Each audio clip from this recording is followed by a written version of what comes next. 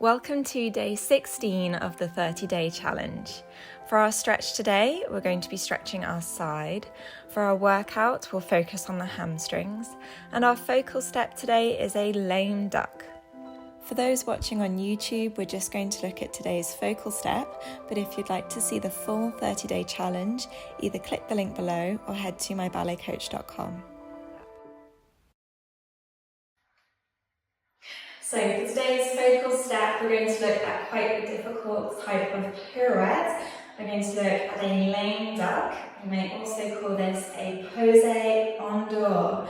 So it's an outwards pose turn. If you think of a typical pose / piqué turn, you're coming in towards the supporting leg, whereas a lame duck, we swap legs. So we start on this leg and we swap halfway through the turn, and now we're turning away from the supporting leg. So you can call it lame duck or a pose en dehors.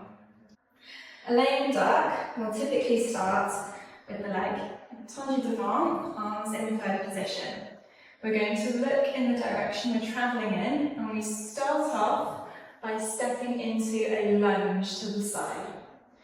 Our second leg does a small rond de jambe around. They come in together, and once we're up on dead point, the leg that we did step into a lunge with is going to pick up into a retire. So together, that's a lunge, a rond, and a retire. If we're to speed it up a little bit, that's going to look like this. Down, up, flat. There are lots of different ways you can finish a lame duck. You could just finish in fifth, but you might also finish in fourth with arms in demi-bras. You might chasse out of it, and quite often a lame duck will come after a series of different turns like pose turns or chaînes. So you're already quite dizzy by that point. Your lame duck has to be super controlled so that you don't end up falling over.